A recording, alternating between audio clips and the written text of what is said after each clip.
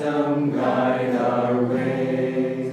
The time has come for us to see that there's but one reality upon the earth and high above, the truth that all was made from love, a love that calls to us to fly above the hills, above the sky, above the storms, above the pain, a land where peace and laughter reign.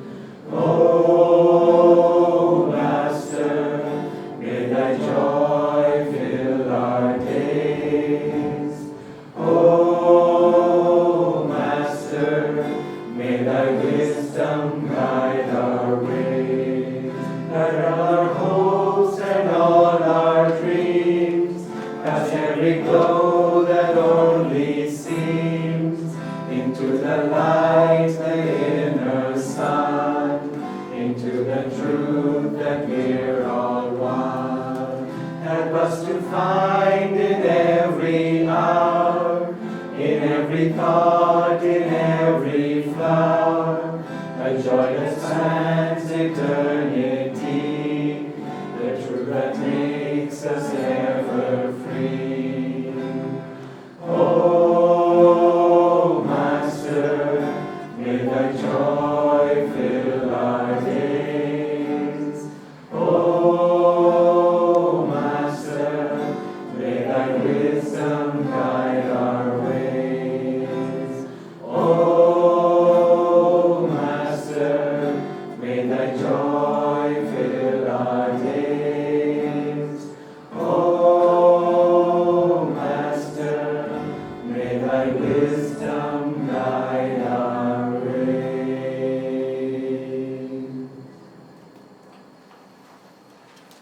Dharmaraj and Dharmini asked us to share some of our experiences of coming onto the path and also some of our experiences with Swami Kriyananda. And it's interesting that the theme for the affirmations is willpower. Because earlier when I was meditating on what I would like to share with you, the idea came into my head that a lot of my experiences in the beginning really showed that when we are attuned and aligned with God's will, that everything seems to fall into place. And that's exactly the message that was coming through. Will is not just about force. It's about applying energy forward, but in the direction that God wants us to go. And my first experience with Ananda was actually looking for a yoga teacher training program. And I was living in Seattle, Washington, in the northwest of the United States. And it's a city with very progressive and with a lot of yoga. I was very interested in becoming a yoga instructor. I actually was already teaching, but I figured maybe I should get certified to teach. And there were many, many wonderful programs in the area and many other programs in other areas that I knew about. And I tend to start often in my search or organization of something with an Excel sheet. So I had an Excel sheet of all of the yoga teacher training programs listed and the pros and cons with all of the qualities that I was looking for. And I was very confused why, with so many wonderful programs, I just couldn't get settled into any of them. But I did set out an intention that I was looking for a month-long program in a more isolated location that focused a lot on the more traditional roots from India. I grew up doing gymnastics and dance and majoring in college as well in dance and training in Pilates and yoga. I had a very good understanding of the physical aspects. I wanted something that could take me to some deeper layers. So here I was still going about wondering how I was going to, or where I was going to get this yoga certification. And I went to one of my regular yoga studios, took a class from just a really nice teacher, not very famous, well-known. I just liked her energy, and I liked the way that she taught. Afterwards, I asked her where she got certified, and she said to me, at Ananda. And the words just came out of my mouth. I said, okay, I'll go there. And she said to me, but I didn't even teach in Ananda-style class. And the words came out of my mouth again, okay, that's okay. I'm still going there. And I showed up a couple months later at Ananda Village, not knowing anything about the path, about Indian gurus, or about the style of yoga. And I was a very active person. I also grew up Jewish. And so having Indian gurus and having Jesus on the wall was actually a little bit scary for me. But I decided that I was getting a lot out of the program, and I was just going to ignore them and then take what I resonated with. They often recommend in the beginning of the path, whatever doesn't make sense to you, just put it on the shelf. And maybe later on it'll make sense to you. Maybe a book will fall off and knock you in the head, and all of a sudden you get filled with the light. And I remember one of the first exercises they did was have you define God. And I think I must have been, I went back recently and reread my notes, so just by the way they're written I can tell, I must have been scribbling quite furiously for a couple of pages there. And everyone started going around, and even though I grew up Jewish, the way that God was presented to me didn't appeal to me. And the way religion was presented to me quite often just made me have some doubts in the way some things that are put together. So everyone started talking, and they talked about how God represents peace and love and being your highest self and calmness. And I thought, wow, these qualities are really great. But still, I hate the word God. Why do they have to use the word God? And somehow throughout the month of that program, I relaxed. I just started accepting, this is a term that they're using. It means something different than what you imagined before, and it's okay. I had a very specific intention after the program to pick some great city in California and live there and start doing my own teaching and my own yoga business outdoors, which I had already been doing in Seattle. But upon leaving, there was still a question lingering in my mind of how do I find a community that I really connect with?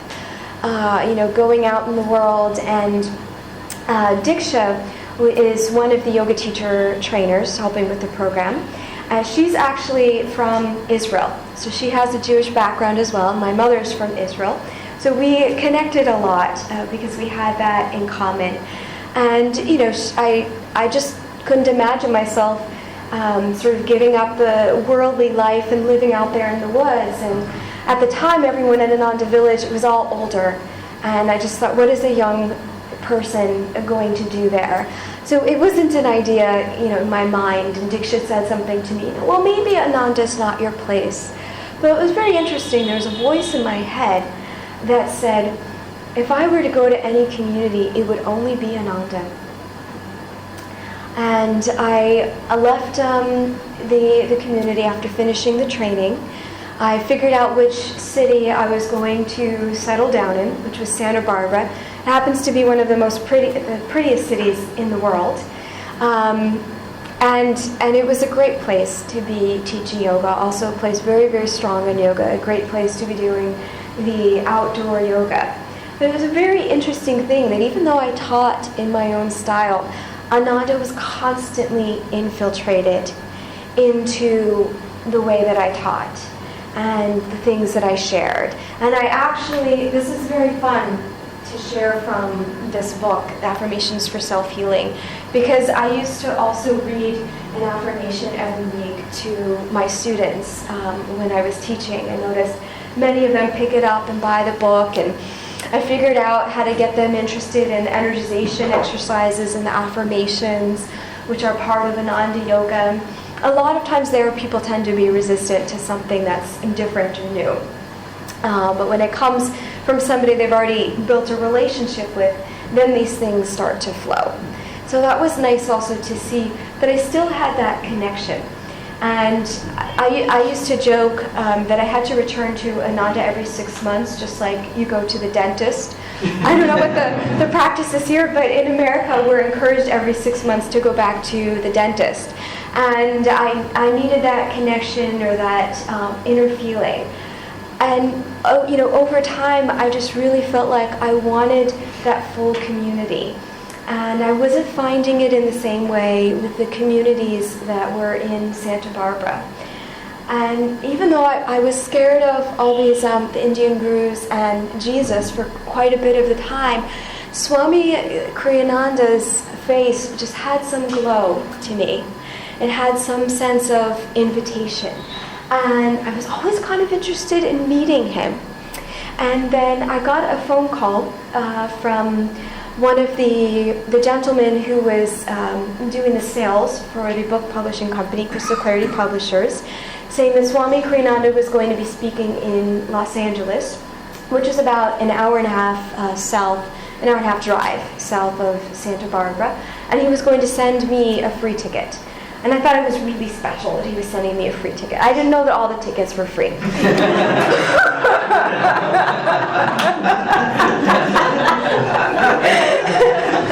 But he asked me to hand out some flyers. No problem. I can hand out some flyers. And the talk was on a Saturday evening, starting at, I think, 7:30 p.m. And believe it or not, I taught a yoga class from 4:30 to 6 on Saturdays. And I was very dedicated to always being there when I was scheduled to teach. So I taught the class from 4:30 to 6, very quickly changed my clothes, got in my car, made it an hour and 15 minutes instead of an hour and a half. So I had enough time to figure out parking because this was a huge, huge hall.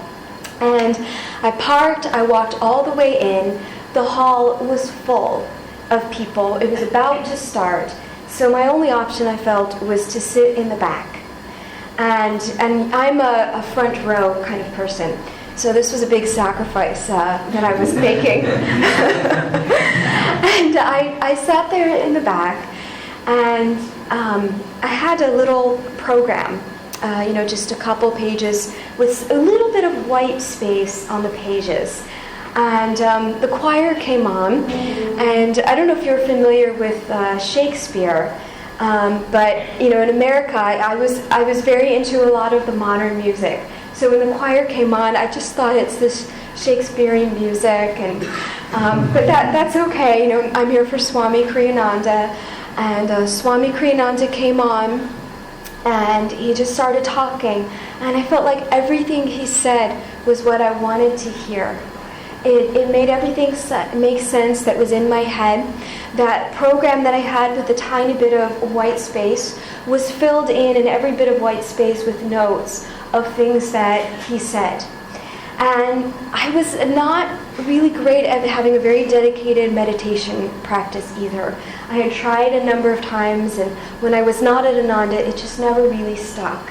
And so I didn't have that many deep spiritual experiences at this point. And I realized it didn't matter that I was all the way in the back. I felt something so amazing, like I'd never ever felt before. And now I know from meditation, it was a feeling of just having one of the deepest meditations ever. And he was actually launching the book, Revelations of Christ. And remember, I used to be scared of Jesus. So I walked out of this, they were selling it wholesale. And here I was a yoga teacher, somebody who shares things with other people. So I walked out of the talk, and right away I bought 4 copies of Revelations of Christ. And I got lucky, the choir came back on, and I thought, I'm just here for Swami, not for the choir. And so I walked out before the crowds came out, and that's how I got to the table quickly. And they announced that he was giving a satsang, Sunday service, basically, the next day. And there was no doubt in my mind that I was going to come back. So I drove the hour and a half home, and the next morning the hour and a half back to Los Angeles. I hadn't coordinated a place to stay there, so my only option was to drive back and forth. And I went in there and had a very nice experience again, listening to Swami Kriyananda talk. And then I started to head out and make my way back home. I said hello to the one person that I knew who I had met at Ananda Village and happened to be there.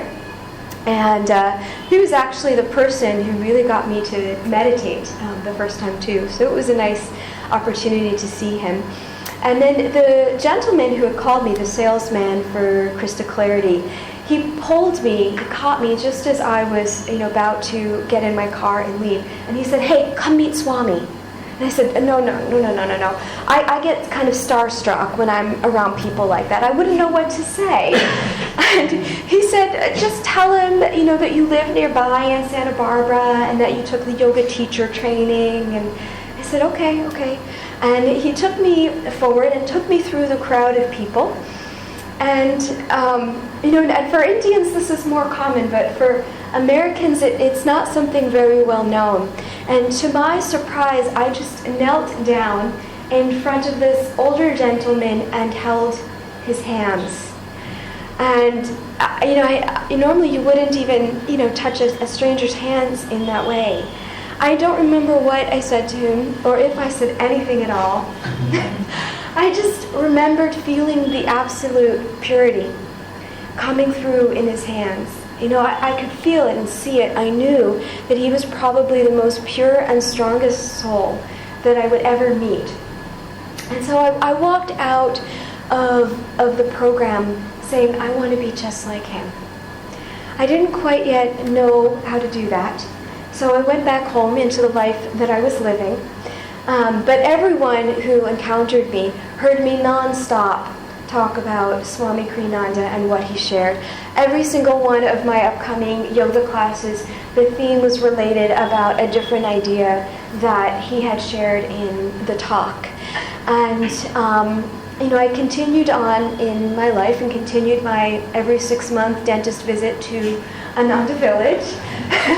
And my craving grew more and more. I got to meet Swami Kriyananda again at Ananda Village during the program up there.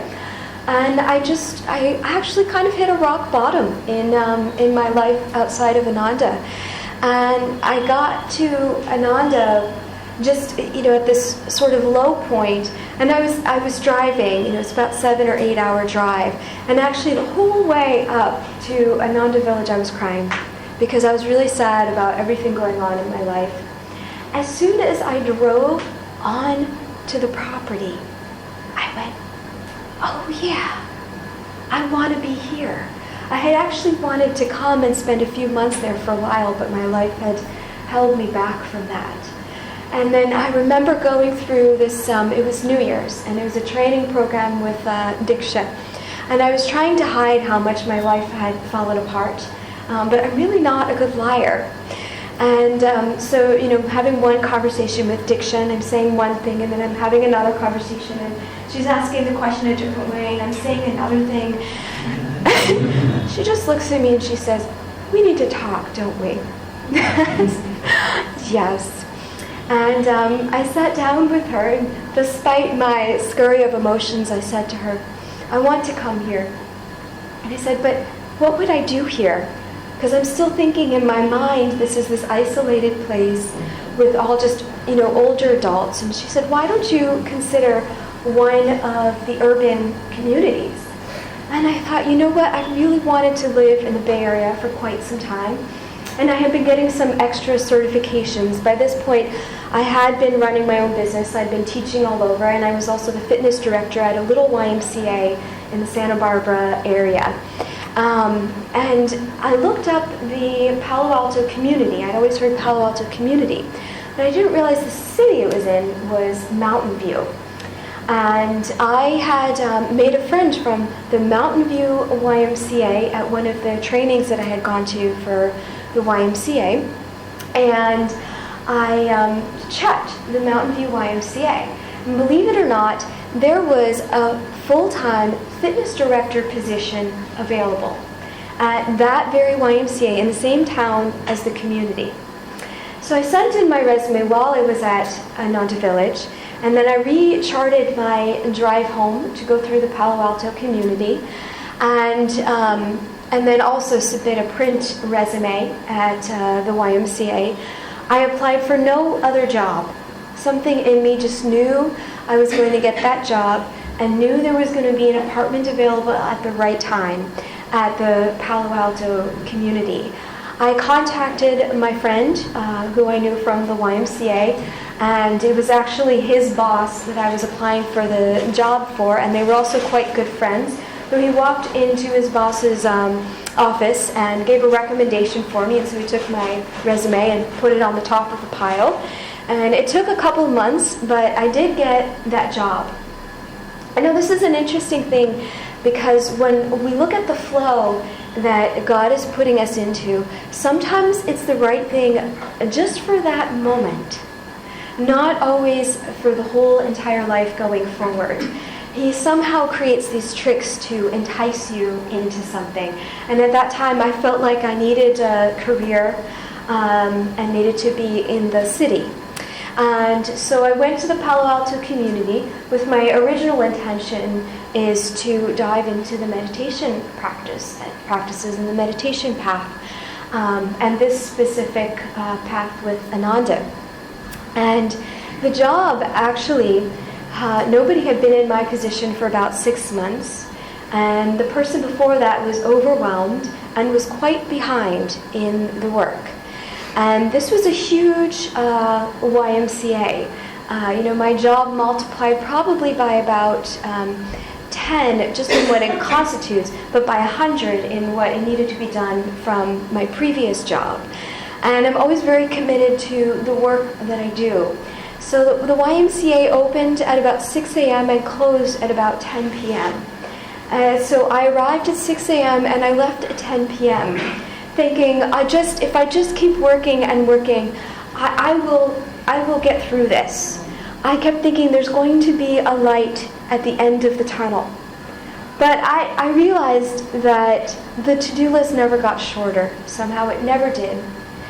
I could not see the light at the end of the tunnel. And I remembered, this was about a month into it, and I remembered, what did I come here for? Really, I came here for my spiritual life, not for this job. And I thought, what does it matter if things just move a little bit more slowly? And I started to put my pen down at about 6 p.m. And walk out the door and go to the classes on the meditation at the Ananda community. Very soon after that, my boss quit, and then my friend got fired. I realized there was a lot of politics going on, more like a corporate world than a YMCA at this YMCA that I was not interested in. And I felt too that I was serving people who thought their happiness was through fitness.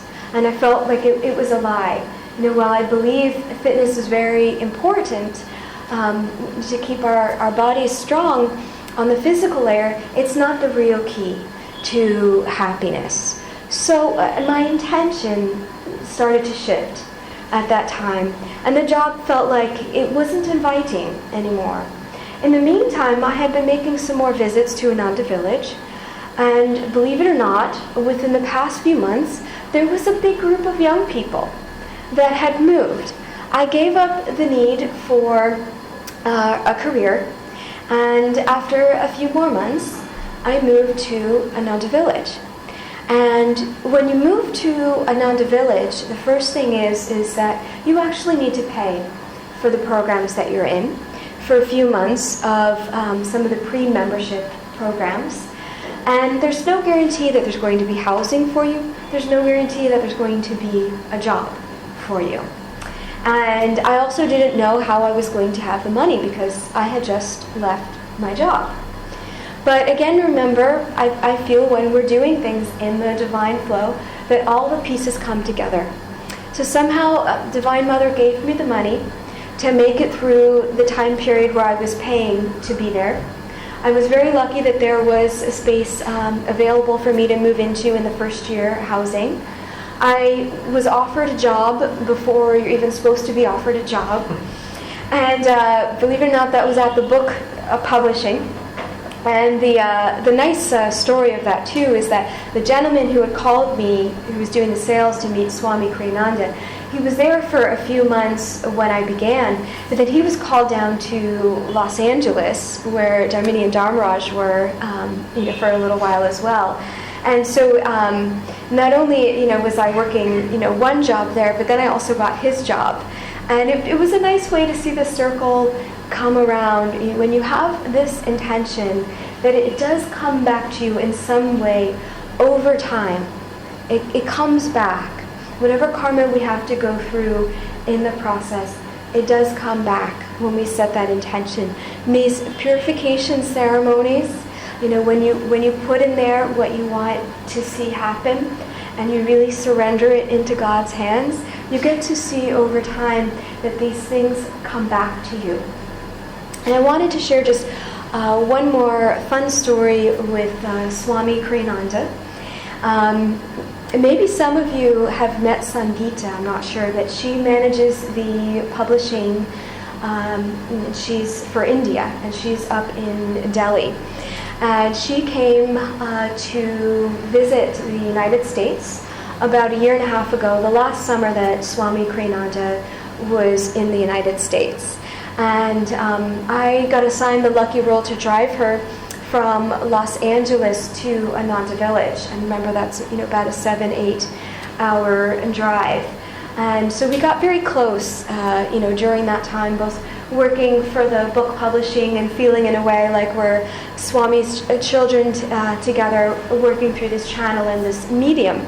And she gave me this piece of advice to write down everything that I'm doing to Swami and ask him about everything in my life, to say, is this good? Is this okay? Is this what I should be doing? And I thought about it, and I thought, I feel like he's already, communicated, everything is fine, but, okay, I'll do it, I'll write it. And so I spent an evening, writing out an entire long letter to him. For some reason, when I was done, I felt like I didn't need to send him the letter. The next morning, he was giving a talk, and Sangeeta and I met, and we sat in the front row, where I usually like to be. And at the end, he took some questions. I raised my hand, and the first thing he said to me was, "I think everything you're doing is great." And then the next thing he said to me is, "I love seeing your smile." Now this was interesting. My question to him was, when I go out and share Master's work with people who are not familiar with it, what is the most important thing for me to convey? And his main answer was about his energy. And a few months later, I was having a conversation with Devi, and she explained it to me. I didn't quite get it until then, that my joy and my smile is my way of channeling Master's energy. And so Swami answered the second question before I even asked it. And just as another layer to that, Sangeeta and Guru Das, who's the head of the publishing in America, had a meeting with Swami Kriyananda, and they were again asking about, what I should be doing. And Sangeeta said, Avital is planning to send you a letter. And Swami just said, "Why is she planning to send me a letter? I already answered her questions." Anyways, blessings.